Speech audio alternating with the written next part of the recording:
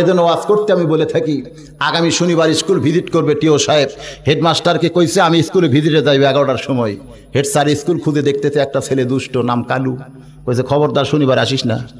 পাগলকে যদি বলে নৌকা নাড়াস না, তখন তো কালুরে কইছে শনিবার আসিস না। ও শনিবারে সবার আগে স্কুলে আইছে, আইসা থেকে দরজা খোলে নাই, ও জানলা দিয়ে ক্লাস 5 পড়ে ঢুকছে, সিট বেঞ্চের নিচে শুয়ে আছে। 11টার সময় ওই ক্লাসে টিও ঢুকে বলতেছে, এই ছেলেরা, এই মেয়েরা, তোমাদের শিক্ষক তোমাদের পড়ায়? বলে হ্যাঁ, খুব ভালো পড়ায়। তাহলে বলো তো একই জিনিস বিভিন্ন জায়গায় বিভিন্ন নাম, জিনিসটা কি? উত্তর শুধু টিও জানেন, উত্তর হবে নদী। উত্তর কি হবে? এক জায়গায় পদ্মা, এক জায়গায় মেঘনা, এক জায়গায় যমুনা। নদী এক এক জায়গায় এক এক নামে প্রকাশ পাইছে, ঠিক কিনা বলেন? টিও বলতেছে একই জিনিস বিভিন্ন জায়গায় বিভিন্ন নামে প্রকাশ পাইছে, জিনিসটা কি কও? 1 রোল পারে না, 2 রোল পারে না, 3 রোল পারে না, কেউ যখন পারতেছে না, হেড স্যার পিছন দিক থেকে চিন্তা করে, এই প্রশ্ন তো আমি জীবনে শুনি নাই, আর আমার ছাত্ররা কোত্থেকে উত্তর দেয়? কেউ যখন পারতেছে না, সিট বেঞ্চের নিচের কালু ওখান থেকে মাথা বের করে বলতেছে আমি পারবো স্যার। হেড স্যার কয় সর্বনাশ, যে বেটা লেখাপড়াই করে না, শুধু পাগলামি করে, ও কেমনে পারবে? আমার ভালো ছাত্র ছাত্রী যেখানে পারতেছে না, ও কেমনে পারে? ওরে নিষেধ করছিলাম, আইলো কেন রে? টিও বলতেছে এই বাবা, তুমি যদি পারো তো নিচে কেন, বের হও, বের হও। চাইরা চুলে বের হয়েছে। টিও বলতেছে বলো তো বাবা, একই জিনিস বিভিন্ন জায়গায় বিভিন্ন নাম, জিনিসটা কি? বলে খুব সহজ স্যার। হেড স্যার কয় সহজ? কেউ পারতেছে না, বেটা কয় সহজ। টিও বলতেছে সহজ, তাহলে বলো। কালু বলতেছে এটা হলো মাথার চুল। টিও চমকে উঠছে, সর্বনাশ, আমি জানি নদী, আর এই বেটা কয় চুল।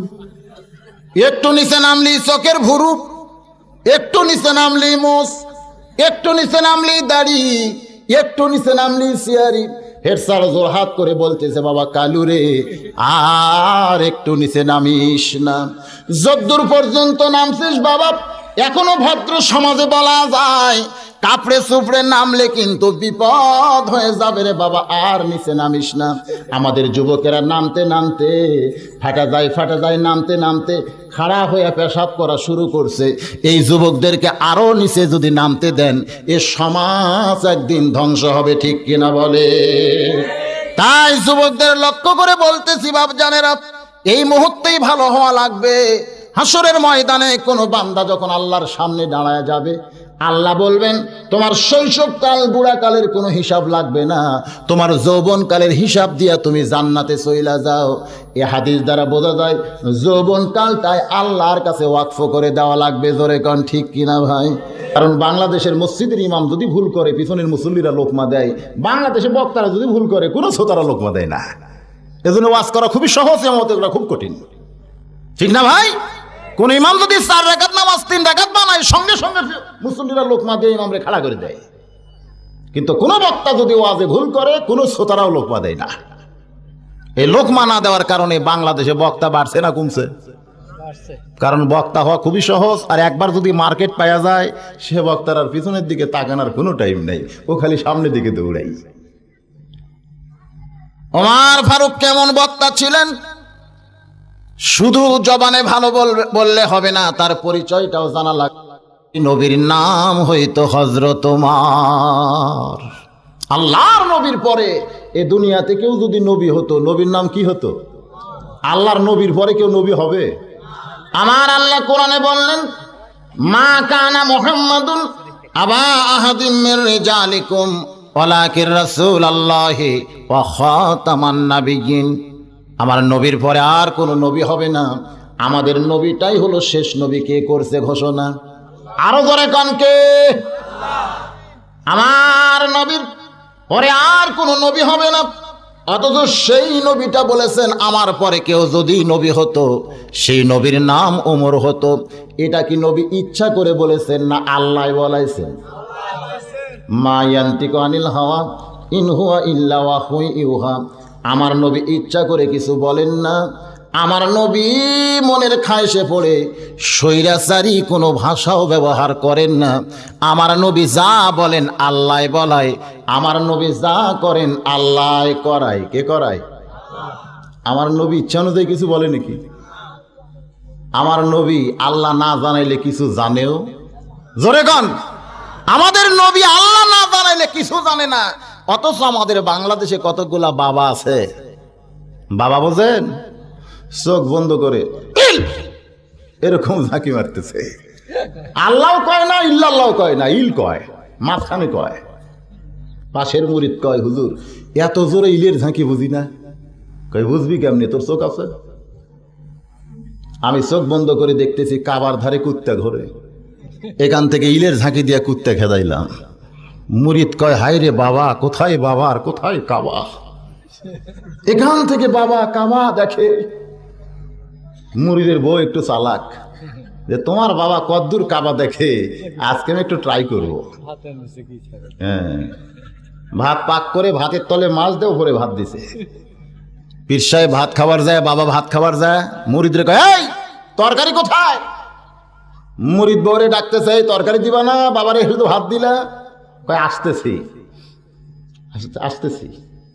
তরকারি নিয়ে আসতেছে না কি নিয়ে আসতেছে সেটা কয় না, আসতেছি। কিছুক্ষণ পর দেখা যায় ঝাঁটা নিয়ে আইছে। ঝাঁটা কেন? কয় বাবা তুমি চোখ বন্ধ করে কাবার কুত্তা দেখো আর ভাতের নিচে ভাজা মাছ তাই দেখো না। এরকম বাবা আছে না নাই? এরা আগাম নাকি অনেক কিছু জানাই ভাই, আগাম খবর জানে। আমার নবী জানে না, আল্লাহ না জানাইলে জোরে কোন ঠিক কিনা? আর এই বাবারা জানে কোত্থেকে? আমাদের বাংলাদেশে বুঝি এরকম নাই? আছে আছে। আমাদের এলাকায় দেখবেন মাঝে মধ্যে সিজনাল অনেকগুলো সন্তান, আর আসল সন্তান না কুসন্তান আল্লাহ জানে, গরুর গলা মালা লাগাইয়া চলে যাচ্ছে বাবার দরবারে। কেউ যদি জিজ্ঞাসা করে কোথায় যাও, কয় বাবার দরবারে যাচ্ছি, দোয়া করবেন। তোমাদের বাপ মাও নাই? কয় আছে, বুড়া বুড়ি আছে। বুড়া বুড়ি আছে আর বাবার দরবারে গরু নিয়ে যায়। নিজের বাপ মারে বুড়া বুড়ি কয়, অথচ বাবার দরবারে গরু নিয়ে যায়। এই বাবার নাম জীবনে ধরে না। আজকাল এতগুলো বাবা আছে, মুরিদের নামও জানে না, শুধু বাবা বাবা বলে ডাকে। জোরে কোন ঠিক কিনা? কারে বাবা বলতে হবে আর কোন বাবার খেদমত করা লাগবে, শ্রদ্ধা করা লাগবে? আমার আল্লাহ কোরআনের মধ্যে বলছে কি বলে নাই? ওয়াকাযা রাব্বুকা আল্লা তা'বুদু ইল্লা ইয়াহু ওয়া বিল ওয়ালিদাইনি ইহসানান। রে দুনিয়ার সন্তানেরা, আমি আল্লাহর ইবাদতের পর তোমাদের 2 নম্বর দায়িত্ব আর কর্তব্য হলো বাপ মার প্রতি ইহসান করা, দয়া করা, ভক্তি করা। আল্লাহর নবী বলেছেন, কোন সন্তান বাপ মার মুখের দিকে একবার মহব্বতের নজরে যদি তাকায়, তার আমল নামায় আল্লাহ খুশি হয়ে একটা কবুল হজের সওয়াব দিয়া দেয়। ইমাম শাফি বলেন, রে দুনিয়ার সন্তানেরা, একটা মায়ের যে কত ভক্তি, সন্তান হয়ে মাকে যে কত শ্রদ্ধা করা লাগবে। আমি আমার জীবনে দেখেছি, কাবা তাওয়াফ করতে গিয়া দেখি একটা যুবক মাথার উপর ঝুড়ি নিয়ে আল্লাহর ঘর তাওয়াফ করতেছে। ইমাম শাফি বললেন, যুবক রে, তোমার মাথার ঝুড়ি তাঁবুর মধ্যে রাইখা আরাম করে আল্লাহর ঘর তাওয়াফ করো। একটা যুবক মাথার উপর ঝুড়ি নিয়ে আল্লাহর ঘর তাওয়াফ করতেছে। ইমাম শাফি বললেন, যুবক রে, তোমার মাথার ঝুড়ি তাঁবুর মধ্যে রাইখা আরাম করে আল্লাহর ঘর তাওয়াফ করো। যুবক বলে, হুজুর আমার মাথার ঝুড়ি শুধুমাত্র ঝুড়ি না, এই ঝুড়ির মধ্যে বৈশা আছে আমার বুড়ি মা। কে বসে আছে?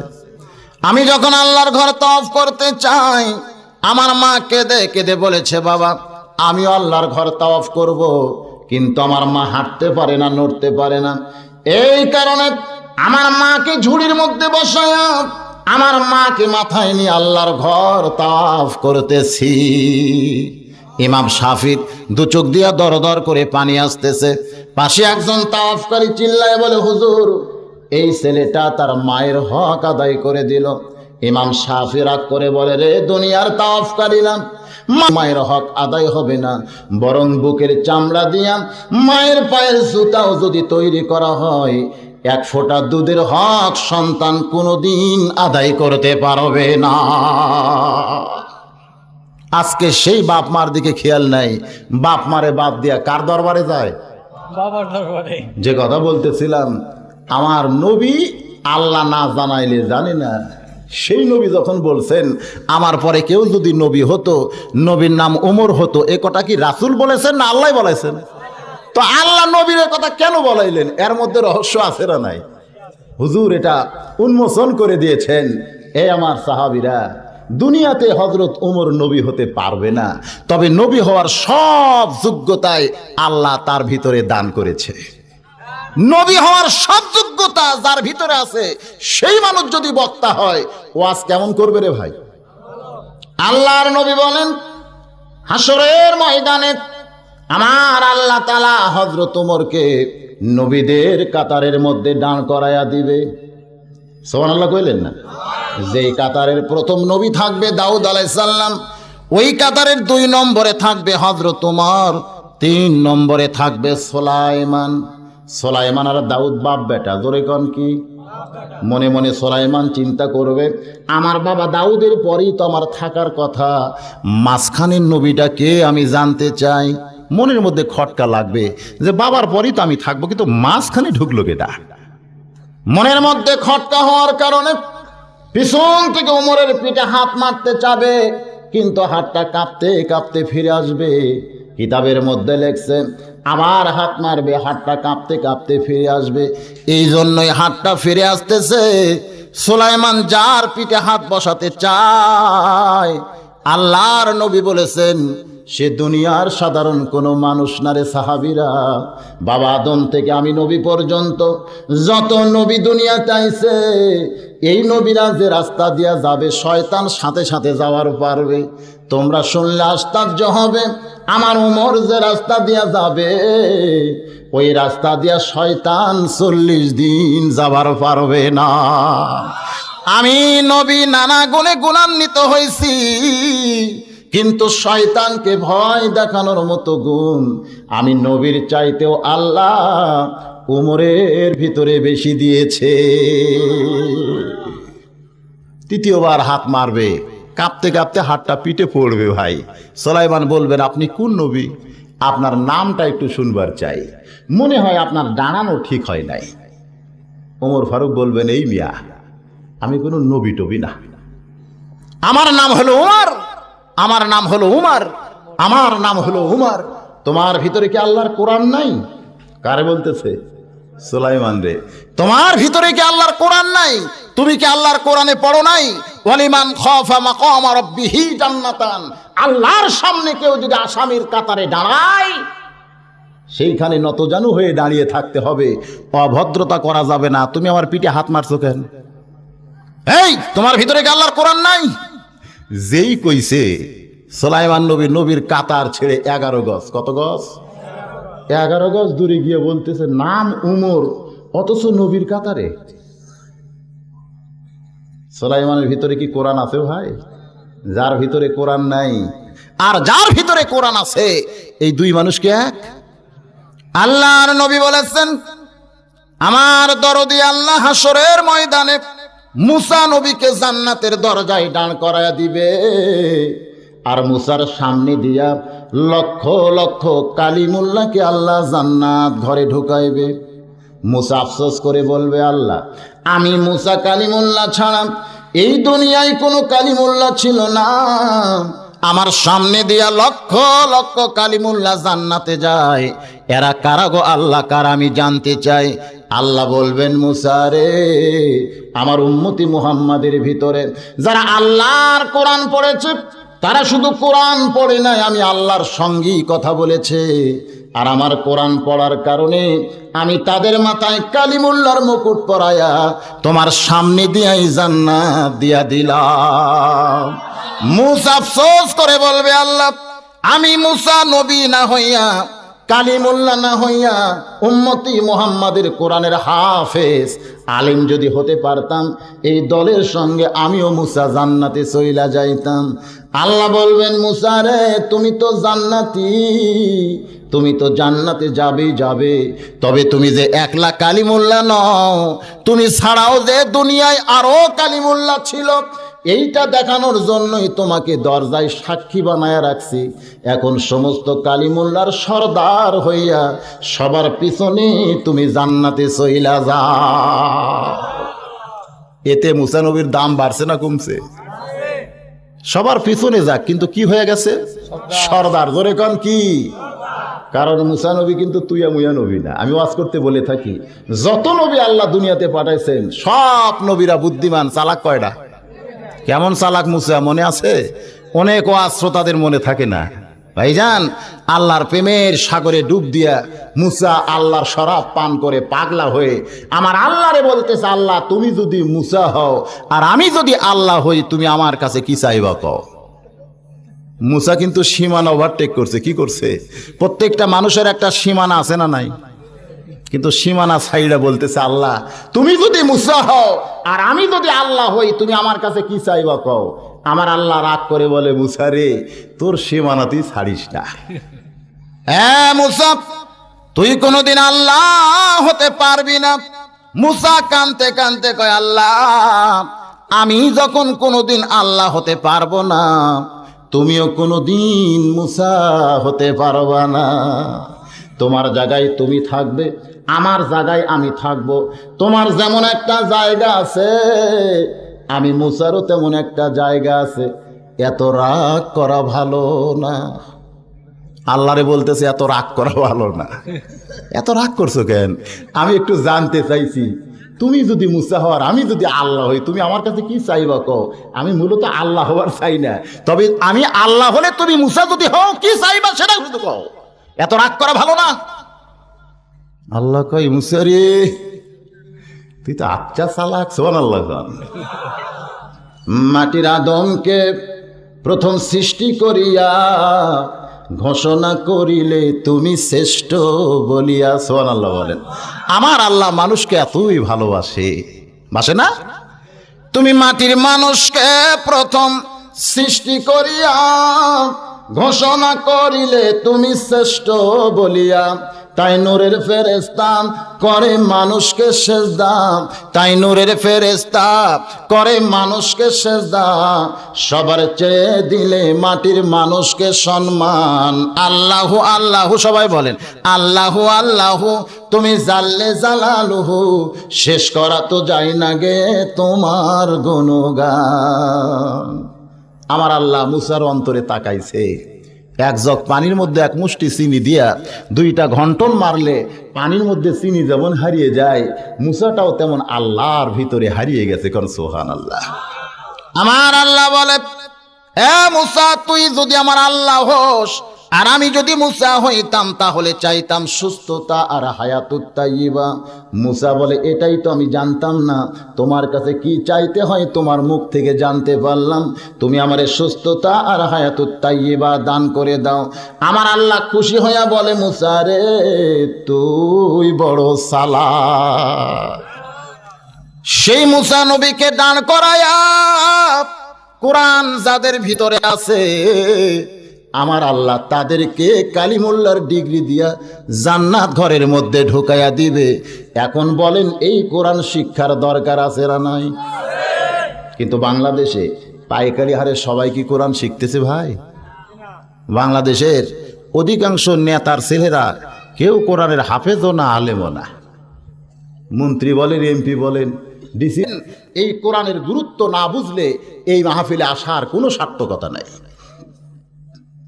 ওমর ফারুক ওয়াজ করবেন, তিনি কেমন বক্তা সেইটা বুঝাইতে গিয়ে আপনাদের শোনাইলাম। তার সামনে যারা বসে আছেন রাসূলের সাহাবী, কার সাহাবী? এই শ্রোতা হিসাবে তাদের দামটা কেমন? রাদিয়াল্লাহু আন ওয়া রাদু আন যালিকা লিমান খাশিয়া রাব্বাহ। আল্লাহর নবী সাহাবীদের সম্পর্কে বলেছেন, আল্লাহ কোরআন নাজিল করে জানায়া দিছে, যারা নবীর সাহাবী হয়েছে তাদের সবার প্রতি আমার আল্লাহ রাজি, আর তারা সবাই দুনিয়াতি জান্নাতি। শ্রোতারা তাহলে কেমন? বক্তাও ভালো, শ্রোতাও ভালো। যে জায়গায় ওয়াজ হচ্ছে জায়গাটা মাশাআল্লাহ। তিনটা জিনিসের খোঁজ পাইলাম, বক্তা ভালো, শ্রোতা ভালো, জায়গা ভালো। এখন হযরত উমর 1400 বছর আগে যে ওয়াজটা করেছেন অবিকল, আমি সে ওয়াজটাই আপনাদের শোনাতে চাই। আপনারা কি শুনবেন? আমি যদি আমার কথা বলি কেউ শুনবে না। কথা বলতে হবে কোরআন হাদিস থেকে। জোরে কোন ঠিক কিনা? আর ওমর ফারুক যে ওয়াজগুলো করেছেন সে ওয়াজ তার নিজের মধ্যে আছে না নাই? আমরা অনেক বক্তা ওয়াজ করি, ওই যে একজন ঘুম পাড়তেছে 12টার পরে, এরকমই হয়। বাবা চেয়ারে বসতে যদি পুড়ে যায় বিপদ। না না, ঘুম পারলে কিছু বলার বুদ্ধি নাই তো। 12টার পর যে তারিখই পরিবর্তন হয়ে গেছে, বুঝতেছেন না? যে তারিখে দাওয়াত দিয়েছে এখন আর সে তারিখ নাই। যে তারিখে মাইকিং করছে এখন কি সে তারিখ আছে? তারই কি পরিবর্তন হয়ে গেছে? বুদ্ধি তো নাই। যে অবস্থায় আছেন কিছুক্ষণ শোনেন।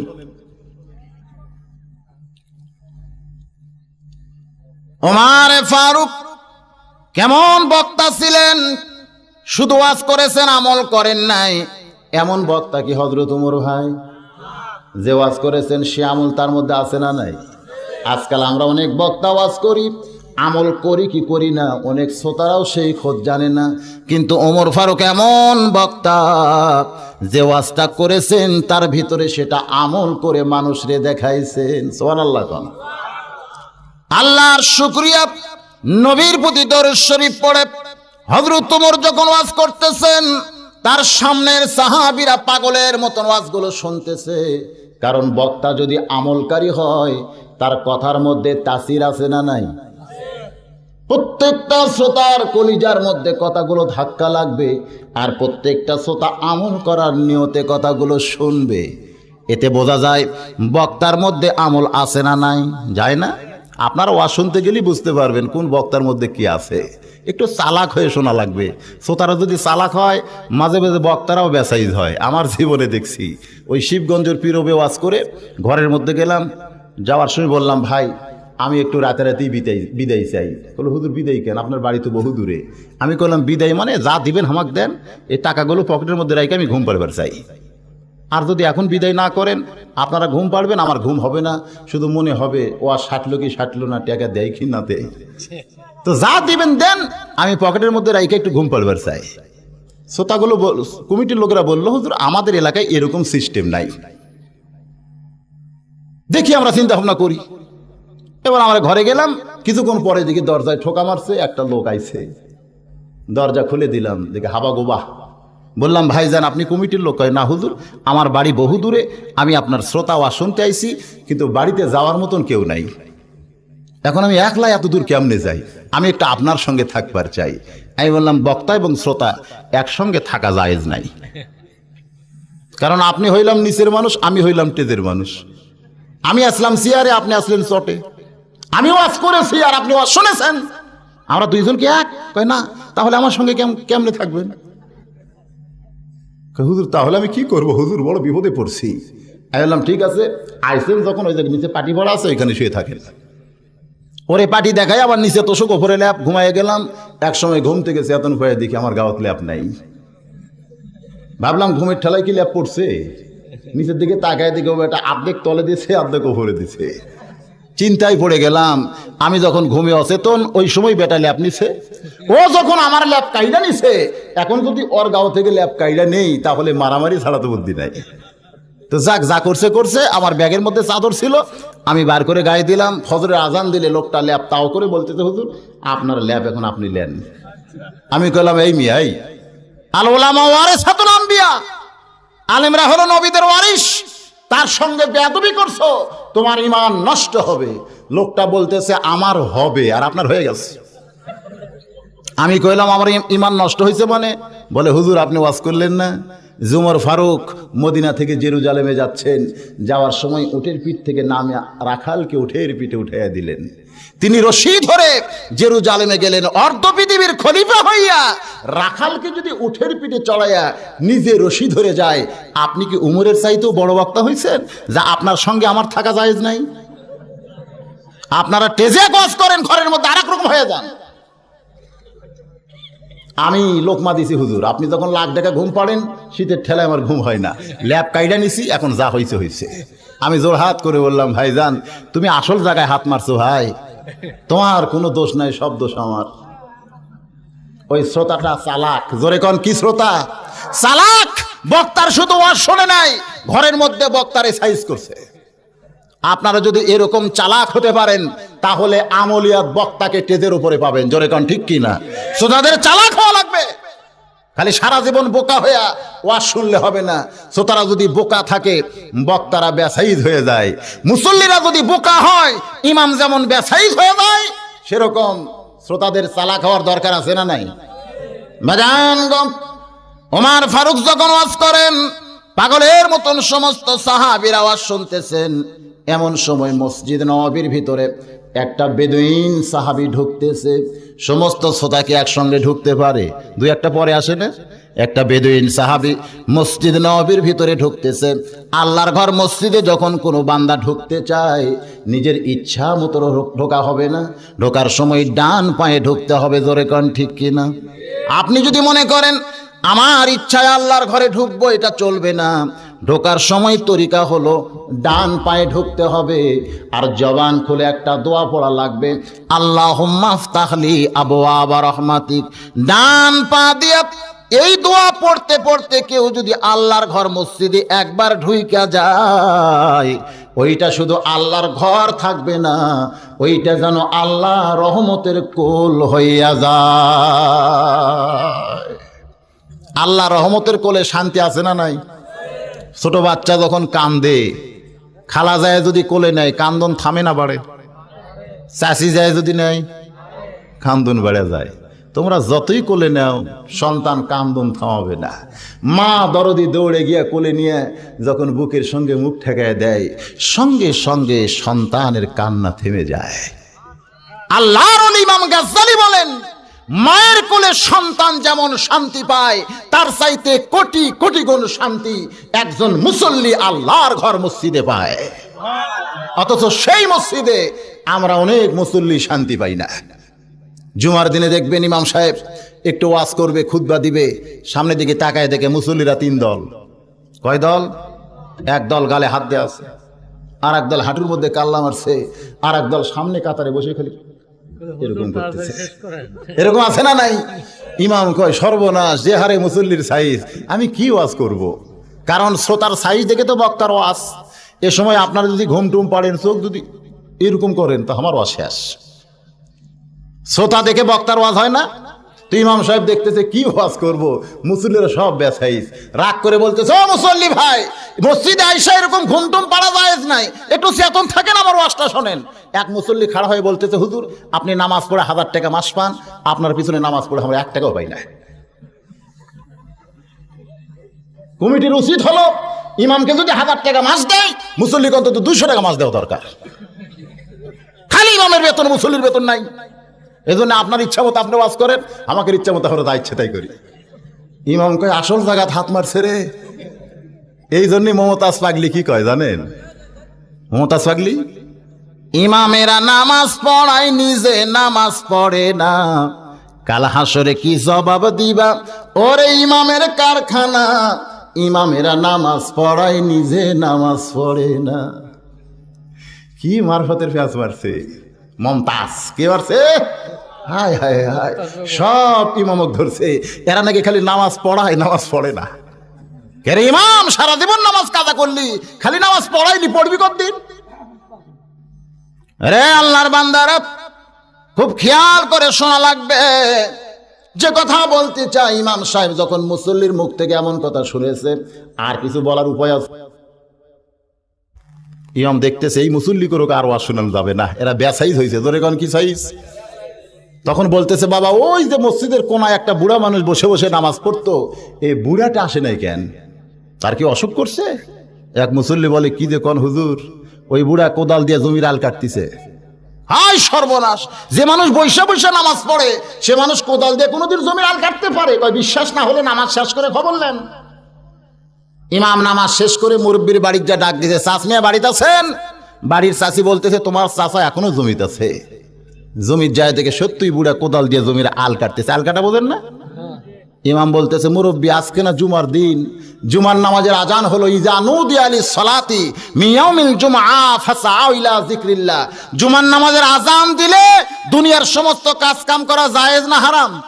জোরে বলেন, জায়েজ না হারাম? তো জুমার নামাজ হয়ে গেল, আপনি জমির আল কাটতেছেন কেন? বলে, বাবা ইমাম, খালি তো নামাজ পড়ে খাও, তুমি তো আমাকে খোঁজ লিবা না।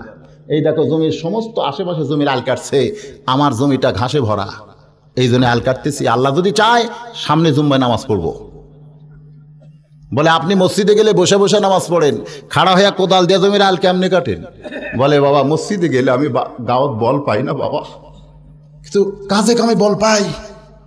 মুরব্বী কি কয়? মসজিদে গেলে কি পায় না? নামাজে বল পায় না, কাজ কামত বল পায়। ইমাম বলতেছে, মুরব্বী আপনার মধ্যে ভূত ঢুকেছে, ভূত। যেদিন আপনি মরে যাবেন সেই দিনে বুঝতে পারবেন আপনার অবস্থাটা কি হয়। মুরব্বী চোখের পানি বের করে বলে, বাবা এমন কথা বলো না, আমার 4টা ছেলে আছে, আমি যদি মরে যাই ওরা এতিম হয়ে যাবে, ওদের সুখের জন্য আমি একটু দুনিয়ার কাজ কাম করি, আমি মরে গেলেও যেন আমার সন্তানেরা সুখে শান্তিতে থাকতে পারে। ইমাম রাগ করে কয়, মুরব্বী যেদিন আপনি মরে যাবেন সেদিন বুঝতে পারবেন আপনার ছেলেরা আপনার আপন কেউ নয়। মুরব্বী বলে, বাবা মরলে আবার বুঝবো কেমনে? মরলে কি আর বোঝা যায়? কি কন, মরলে বোঝা যায়? মুরব্বী বলতেছে, মরলে বুঝবো কেমনে? ইমাম বলতেছে, এটা আসল মরা না, আমি আপনারে শিখাই দিলাম ঠিক এইভাবে মরার অভিনয় করেন। কারণ দুনিয়াতে সব জায়গায় অভিনয় চলতেছে। চলতেছে কি চলতেছে না? ওয়াজেরও কিন্তু অভিনয় হচ্ছে, হচ্ছে না? হুজুর বক্তা রাসূলের না খাওয়ার ওয়াজ করছে, হুজুরের পেটে পাথর দেখাইছে, শ্রোতারাও কাঁদছে, বক্তাও কাঁদছে, কি কান্দার একটা মহড়া হয়ে গেল। ঘরের মধ্যে যায় দেখে বক্তা 2 তরকারি। কয় তরকারি? মুখ টেপা মাছ। কেরে এটা কি? কয় গোস্ত। এটা কয় মাছ। ছোট মাছ নাই? এই ছোট মাছ নাই? কমিটির লোকেরা কয়, হাই সর্বনাশ, যে বক্তা রাসূলের পেটে পাথর বান্ধা দেখালো সেই বক্তা ঘরের মধ্যে এসে ফেরাউন হয়ে গেল। টেজে একরকম, ঘরের মধ্যে আর একরকম। আছে না নাই? আমি নিজে বক্তা, নিজের কথাটাই বলি, ভাই কু আনফুসাকুম, আগে আমারে বাঁচা লাগবে। ঢাকায় যায় যদি ওয়াজ করি, তোমরা নামাজ না পড়লে, একটা মানুষও নামাজ পড়তেছে না, নামাজ পড়ো বাবা। বলে হুজুর বাড়ি কোন জায়গায়? আমি বললাম বগুড়ার। বগুড়া সব লোক নামাজ পড়ে? তা তো পড়ে না, আগে বগুড়া তো ওয়াজ করেন, নিজের জেলা থেকে ওয়াজ করেন, ঢাকার পরেই করেন। নিজের বগুড়া এসে ওয়াজ করতেছি, তোমরা নামাজি না হলে ঢাকার লোকের আমার নামাজের ওয়াজ শুনতেছে না। কয় হুজুর বাড়ি কোন থানায়? কাহালু থানায়। সব লোক নামাজ পড়ে? তা তো পড়ে না, তো নিজের থানা থেকে ওয়াজ করেন। নিজের থানায় বলতেছি, তোমরা যদি নামাজি না হও বাহিরে আমার ওয়াজ চলতেছে না। কয় হুজুর বাড়ি কোন গ্রামে? আমি কইলাম লোকনাথ পাড়া। আপনার পাড়ার সব লোক নামাজ পড়ে? তা তো পড়ে না, তো নিজের পাড়া থেকে ওয়াজ করেন। পাড়া এসে বলতেছি, তোমরা নামাজি না হলে আমার ওয়াজ কিন্তু বাহিরে চলতেছে না। বলে হুজুর আপনার বাড়ির সব লোক নামাজ পড়ে? আমি বললাম তা তো পড়ে, তো বাড়ি আগে ঠিক করেন, পাড়া পরে, আগে বাড়ি। বাড়ি সবাই ডাকে বলতেছে, এই তোমরা যদি নামাজি না হও আমার ওয়াজ কিন্তু আসল হয়ে যাবে, সবাই নামাজ পড়ো, নামাজ পড়ো। আমার বাপ মুসকে হাসিতে কয়, মাঝে মধ্যে তুই তো ফজর পড়িস না, খালি ওয়াজ করে খাস, আমি তো চিনি না। আসল জায়গাত হাত মারছে বক্তারে। নিজে যদি নামাজি না হও, যতই নামাজের ওয়াজ মারো, কোনোদিন কি নামাজ পড়বে কেউ? কু আনফুসাকুম, আগে নিজে ভালো হওয়া লাগবে, তারপরে মানুষে ভালের দাওয়াত দেওয়া যায়। আল্লাহ বলেছেন, অমান আহসানু কওলাম মিম্মান দা ইলাল্লাহ ওয়া আমিলা সালিহান ওয়া ক্বালা ইন্নানি মিনাল মুসলিমিন। জোরে কোন সুবহানাল্লাহ। ইমাম বলতেছে, মুরব্বি একটু মরার অভিনয় করেন, আপনার 4টা ছেলে আপনার সঙ্গে কেমন ব্যবহার করে নিজের চোখে একটু দেখেন। মুরব্বী বাড়ি গেছে সন্ধ্যাবেলায়, সকাল হইয়া যায়, ঘরের দরজা খুলতেছে না। বড় ছেলে দরজায় ডাকতেছে, ও বাবা পূর্ব দিকে সূর্য উদয় হলো, আজকে আপনি কেন দরজা খুলতেছেন না? সমান তারে বড় ছেলে ডাকে। বাবা যখন দরজা খোলে না, জোরে ধাক্কা দিয়া ঘরের মধ্যে ঢুইকা দেখে বাবা ওড়ে তামানে চাদরে ঘুমায়া আছে। বাবার পা নড়াইতেছে, বাবা কথা বলে না। ছেলের বিশ্বাস হলো যে বাবাকে কোনোদিন ডাকা লাগে না, আজকে শুধু ডাকলাম না, দরজা ধাক্কা দিয়া দরজা খুলে বাবার পা নড়াইলাম। এরপরেও যখন বাবা কথা কয় না, বাবা তো আমার মরে গেছে। কি হয়েছে ভাই? ওরা কয়টা মরা দেখছে? কয়জন? জোরে সোরে আজান দিছে, আয় রে আয়, আর ঘরের বাহির থাকিস না, বাবা আমাকে রে মরে গেছে। 3 ভাই দৌড়ে আইছে, এখন ঘরের মধ্যে 4 জন। ছোট ছেলে বলতেছে, ও বড় ভাইজান, ও বড় ভাইজান, এই বুড়ার বেটা মরছে মরছে, কিন্তু গন্ডগোল লাগা দিয়া মরছে। বড় ভাই কয়, কিসের গন্ডগোল? ভাইজান তুমি কি জানো না, জমি কিনা লাগতো 40 বিঘা, আমরা 10 বিঘা করে পাইতাম, কিন্তু বুড়ার বেটা 39 বিঘা জমি কিনে দিয়াই মরে গেল। কে বুড়া মরবো মর, জমি আর 1 বিঘা কিনে দিয়াই মর, আমরা 10 বিঘা করে পাইতাম, কোনো গন্ডগোল হতো না। আর এক ভাই বলতেছে, শুধু ঘরের দিকটা গন্ডগোল লাগাইনি এই বুড়া, শুধু জমির দিকটা গন্ডগোল লাগাইনি এই বুড়া, ঘরের দিক দিয়েও লাগাইছে। ঘর বানান লাগতো 8টা, 2টা করে পাইতাম, কিন্তু বুড়ার বেটা ঘর বানাইছে 7টা। কে বুড়া মরবো মর, ঘর আর একটা তৈরি করে দিয়াই মর। বড় ছেলে বলতেছে, আর কান্দা লাভ নাই, জমিও পাওয়া যাবে না, ঘরও পাওয়া যাবে না, যে ঘরে বুড়ার বেটা মরছে এই ঘর তোমরা কার ভাগে দিবা? তিন ভাই বলতেছে আপনি যখন বড়, তাহলে আপনার ভাগেই তো আমরা এই ঘর দিবার চাই। বড় ছেলে বলতেছে আমার ভাগে এই ঘর যদি তোমরা দিবার চাও, তাহলে মরা লাশ আমি বেশিক্ষণ ঘরে থাকতে দিব না, ঘর আমার তো সংজ্ঞা হয়ে যাচ্ছে। বুড়া কি মরছে? মরার অভিনয় করে সব শুনতেছে। এবার চাদর টান দিয়ে দেখি বুড়া মরছে মরছে, কিন্তু মরার সাইজ ভিন্ন, এইভাবে বেসাইজ হয়ে মরে আছে। ছোট ছেলে বলতেছে ভাইজান জীবনে কত মরা দেখলাম, এরকম ভেটকির মরা তো কোনোদিন দেখিনি রে ভাই। ঘরের দরজা আঁটো সাঁটো, এই দরজা দিয়ে তো লাশ বের করা যায় না, দরজা কাটা লাগবে, না হয় দরজা ভাঙ্গা লাগবে। আর এক ভাই কয় তুই তো দরজার দাম জানিস না, 800,000-এর কমে কোনো দরজা বাজারে পাওয়া যায় না, এ দরজা কাটবো না, এ দরজা ভাঙবো না, দরকার হলে বুড়ার হাত পাও ভাঙ্গা সোজা করব, কারণ মরার আগে দরজা দেখা মরা উচিত ছিল। কি দেখা মরা উচিত ছিল? আটো দরজার। বুড়া ওসার হয়ে বলো আয়। এখন 4 ভাই এক দল। 4 ভাই কয় দল? আর কোনো দলাদলি নাই, কেউ দরজা ভাঙবে না, সবাই বুড়ার হাত পাও ভাঙ্গা সোজা করবে। 4 ভাই যখন বুড়ার দিকে আসতেছে, বুড়া মনে মনে কয় আল্লাহ, মানুষ যখন আসল মরে তখন আজরাইল দেখে একটা, আর আমি মরার অভিনয় করে আজরাইল দেখতেছি 4টে। এই আজরাইল তো তুমি পাঠাওনি, এই আজরাইল তো আমার বাড়িতেই তৈরি হয়েছে। এখনো যদি আমি মরার ভান করে থাকি, এই আজরাইলগুলো তো আমারে ছাড়বে না, আর অভিনয় চলবে না, জোরে সোরে একটা চাঁড়া মারা লাগবে। জোরে কন কি মারা লাগবে? মুরব্বীর হাতটা এরকম ছিল, যদি এভাবে ঘুরাই বলেন তো 4 চল ঘরের মধ্যে থাকবে না, দৌড় মারবে। পরের জায়গা পরের জমি ঘর বানায় আমি রই, আমি তো সেই ঘরের মালিক নই। জমিদারের ইচ্ছা মতো দেই না জমি চাষ, তাই তো ফসল ফলে না রে দুঃখ 12 মাস। আমি খাজনা পাতি সবই দিলাম, তবু জমি হয় যে নিলাম, এই দুঃখের কথা কারে কই। পরের জাগাম পরের জমি ঘর বানায় আমি রই, আমি তো সেই ঘরের মালিক নই। 4 ছেলে যে কর্মসূচি নিছিল, এটা ন্যায় না অন্যায়? এখন গাঁৱত কি আর বল আছে?